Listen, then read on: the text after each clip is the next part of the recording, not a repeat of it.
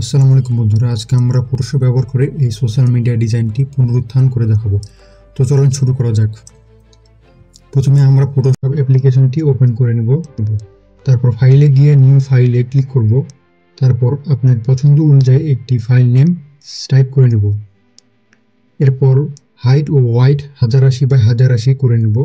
Resolution 150 ppi নেব এবং colour mode অবশ্যই RGB কালার এ রাখবো। আমাদের ক্যানভা তৈরির প্রক্রিয়া শেষ।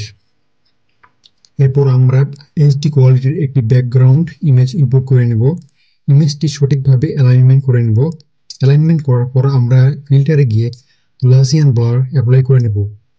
এবার লেয়ারে গিয়ে ব্যাকগ্রাউন্ড লেয়ারটি লক করে রাখব। নোটপ্যাড থেকে আমাদের টেক্সটগুলো এক এক করে ইম্পোর্ট করে নেব। আমরা এখানে দুটি টেক্সট ব্যবহার করেছি। টেক্সটের নামগুলো আপনাদের ডিসক্রিপশনে দেওয়া হবে। আমরা এরপর রাউন্ডেড রেক্টাঙ্গেল টুল নিয়ে টেক্সটের নিচে একটি বক্স তৈরি করে নেব। বক্স তৈরির পরে টেক্সটের সাথে ঠিকঠাক অ্যালাইনমেন্ট করে নেব। এরপর মেইন বডি টেক্সটগুলো ইনপুট করে নেব। প্রফেশনাল লুকের জন্য টেক্সট স্টাইল বোল্ড থেকে লাইট করে নেব। এরপর সবগুলো টেক্সটের আগে একটি করে আইকন ইনপুট করে নেব। আপনি এসব আইকনগুলো ফ্রিতে ফ্ল্যাট আইকন এর ওয়েবসাইট থেকে পেয়ে যাবেন। এরপর সাবহেডিংটি সেম টু সেম কপি করে আইকন সহ ফোন নম্বর এবং ইমেল ইনপুট করে নেব। লেয়ারগুলো ঠিকঠাক অ্যালাইনমেন্ট করে নেব।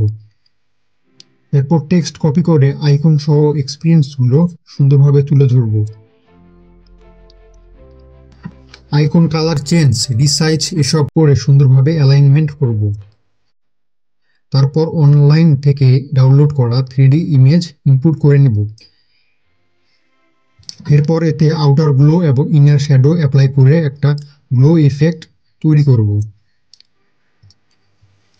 সর্বশেষ সবগুলো লেয়ার সিলেক্ট করে ঠিকঠাক অ্যালাইনমেন্ট করে নেব।